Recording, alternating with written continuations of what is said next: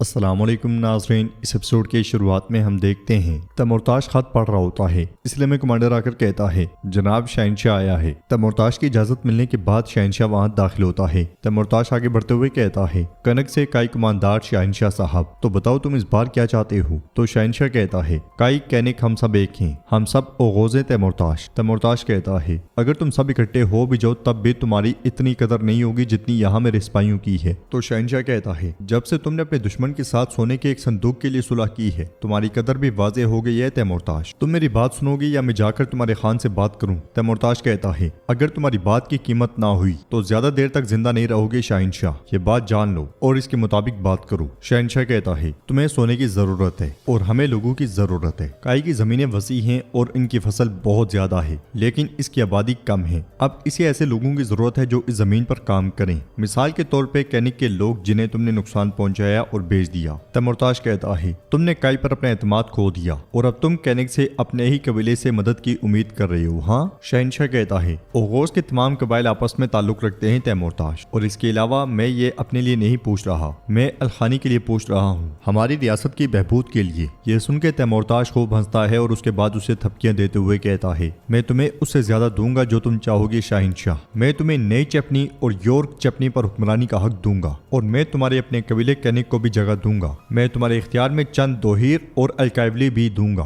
لیکن میری ایک شرط ہے، میں طاقتور ریاست میں سے ایک سردار کو اپنا مددگار مقرر کرنا چاہتا ہوں شہنشاہ۔ اگر تم جیسا کوئی مضبوط سردار جو حکم دیتا ہے، اگر تم گورنر کے مددگار بن جاتے ہو تو اورحان کی مزید عزت نہیں رہے گی۔ شہنشاہ مسکراتے ہوئے کہتا ہے میں پھر بھی ایک بات پوچھوں گا۔ وہ مسکراتے ہوئے تیمورتاش کو دیکھتا ہی چلا جاتا ہے۔ ناظرین، اس کے بعد ہم ارماڈیس کا قلعہ دیکھتے ہیں جہاں شہنشاہ دیفنے کے ساتھ سین میں آتا ہے۔ اس لیے میں اورحان نیلوفر اور سپاہیوں کے ساتھ قلعے میں داخل ہوتا ہے۔ وہ گھوڑے سے اترتا ہے اور شہنشاہ کے پاس آتا ہے۔ شہنشاہ اورحان سے کہتا ہے ارماڈیس میں خوش آمدید اورحان صاحب۔ ایک طرف کھڑا فلاویوس کے سارا منظر دیکھ رہا ہوتا ہے اور فاطمہ کو دیکھتے ہوئے کہتا ہے فاطمہ۔ اورحان شہنشاہ سے کہتا ہے جب تک مسافروں پر گات لگا کر حملہ کرنے والا موجود ہے میں خوش نہیں ہوں۔ یہ سنتے ساتھ ہی شہنشاہ گورنر کا گلا کاٹ ڈالتا ہے اور کہتا ہے میں اس ناخوشگوار ماحول کے لیے آپ کی خواتین سے معذرت خواہ ہوں۔ اورحان کہتا ہے میرے لیے شرف کی بات ہے کہ میرا دشمن معزز ہے۔ شہنشاہ کہتا ہے اورحان صاحب آپ میرے معزز دوست کیوں نہیں بن جاتے؟ کیا ہم اس کے لیے نہیں ملے ہیں؟ میں آپ کو دیفنے سے ملواتا ہوں۔ دیفنے آگے بڑھتی ہے تو ہولوفیرا اسے دیکھ کے بہت خوش ہوتی ہے۔ دیفنے بھی تھوڑی غمگین ہوتے ہوئے اس کے گلے لگ جاتی ہے۔ نیلوفر اس سے کہتی ہے ماشاءاللہ تم بڑی ہو گئی ہو، تمہاری خوبصورت آنکھوں کے بغیر میں تمہیں نہیں پہچان سکتی تھی۔ پھر دیفنے آگے بڑھ کے اورحان سے کہتی ہے آپ وہ آدمی ہیں جس نے بازنطین کی سب سے خوبصورت لڑکی کا دل چرا لیا، ہاں؟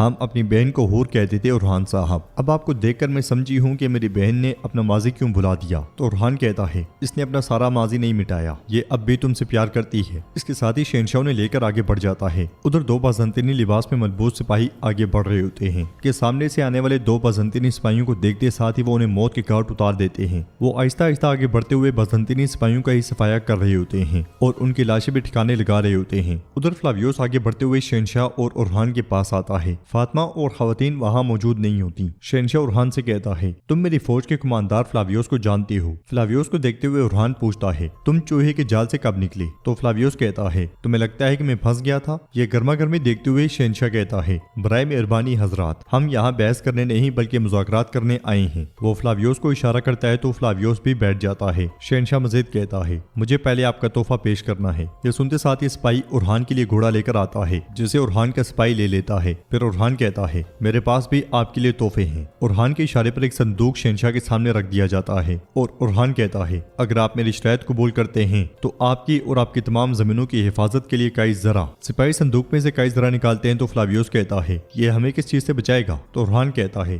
ہزاروں ترک تیروں کو تمہارے سینے میں لگنے سے بچائے گا۔ کئی سپاہی صندوق چھوڑ جاتے ہیں اور بازنطینی سپاہی وہ صندوق اٹھا لیتے ہیں۔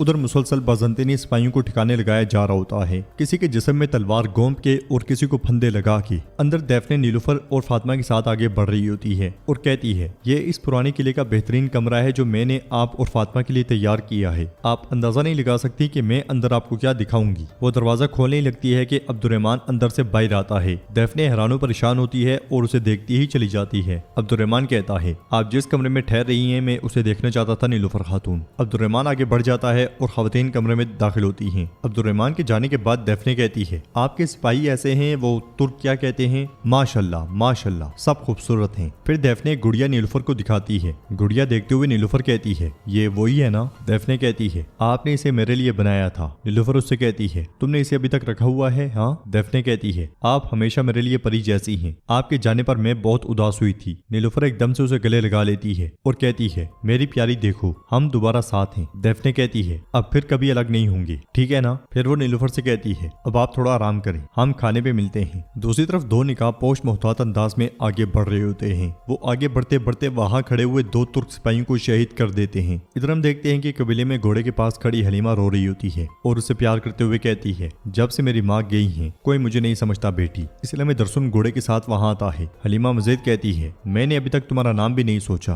اگر میری ماں یہاں ہوتی تو وہ سوچ لیتی۔ درسن کھڑے ہو کر اسے دیکھتا ہی چلا جاتا ہے۔ حلیمہ مزید کہتی ہے جیسے ماں نے بتایا کہانیوں کی طرح پیار کرنا چاہتی تھی، ان کی طرح پیار کرنا، ان کی طرح جلنا، لیکن اب وہ مجھے کہتے ہیں کہ جسے دکھائیں گے اس سے پیار کروں اور ان کے راستے پر چلوں۔ میں نہیں جاؤں گی، میں اپنی ماں کی باغی بیٹی ہوں، اگر وہ یہاں ہوتی تو وہ اجازت نہیں دیتی۔ اسے غمگین دیکھ کر درسن اس کے پاس آتا ہے اور کہتا ہے سردار زادی تمہارے پاس بھی دل ہے نا؟ حلیمہ غصے سے کہتی ہے تم یہاں کیا کر رہے ہو؟ تو درسن کہتا ہے تم رو رہی ہو تو میں نے کہا کہ رونے کے لیے دل کی ضرورت ہوتی ہے۔ حلیمہ کہتی ہے میں رو نہیں رہی تھی، میری آنکھوں میں مٹی آ گئی ہے۔ درسن رومال نکالتے ہوئے کہتا ہے چلو ٹھیک ہے پھر اپنی آنکھیں صاف کرو، تمہیں رونا نہیں چاہیے، روتے ہوئے تم بالکل اچھی نہیں لگتی۔ حلیمہ رومال سے آنسو صاف کرتے ہوئے کہتی ہے کراسیوں کا ریشم کا رومال؟ ہاں۔ درسن کیا تم سردار زادے ہو؟ جواب میں درسن کہتا ہے میں اتنا خوش قسمت نہیں ہوں، یہ مجھے کبھی سردار زادے نے دیا تھا، اگرچہ میری ماں نے اس پر کڑھائی کی، یہ ریشم کی وجہ سے نہیں بلکہ میری ماں کی وجہ سے قیمتی ہے۔ حلیمہ خاتون تمہاری ماں نے تمہیں کہانیاں سنائی، کوئی بھی تمہیں اپنی کہانیوں میں شامل نہیں کر سکتا، تم اپنا افسانہ خود لکھ سکتی ہو،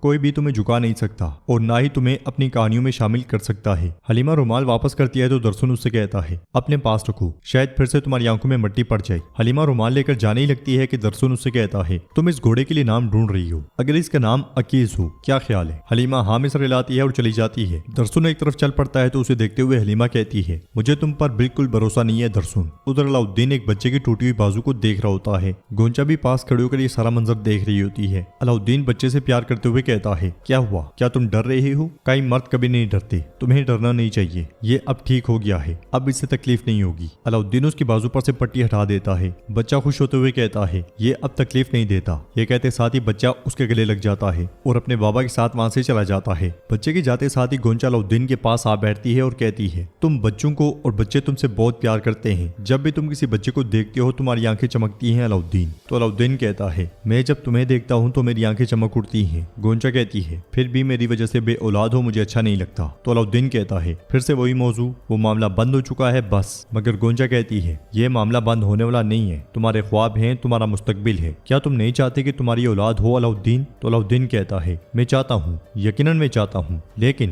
میں چاہتا ہوں کہ میری اولاد کی ماں تم ہو خاتون۔ دیکھو میں مختلف علماء کو خطوط بھیجتا رہا ہوں، ان سے حاصل شدہ معلومات کے مطابق میں نے ایک دوا تیار کی ہے، آؤ اسے آزما کے دیکھیں۔ تو گونچا کہتی ہے ہم سب کچھ آزما چکے ہیں علاؤدین۔ تو علاؤدین کہتا ہے کیا تم نہیں کہتی کہ ہمیشہ امید باقی رہتی ہے؟ دیکھو میں نے امید کھو دی لیکن تم نے ہمت نہیں ہاری، اب میں ہار نہیں مان رہا، میرے لیے اس دوائی کو آزماؤ۔ گونچا مسکراتے ہوئے دوا لے لیتی ہے۔ تو ناظرین اس کے ساتھ یہ ایپیسوڈ بھی اختتام پذیر ہوتی ہے۔ ویڈیو پسند آئے تو لائک کر دیں، شیئر کر دیں، سبسکرائب نہیں کیا ہوا تو سبسکرائب کرنے کے ساتھ ساتھ گھنٹی والے آئیکن کو دبانا مت بھولیں۔ ملتے ہیں انشاءاللہ نیکسٹ ویڈیو میں، تب تک کے لیے رکھیں اپنا اور اپنوں کا بہت زیادہ خیال۔ اللہ نگہبان۔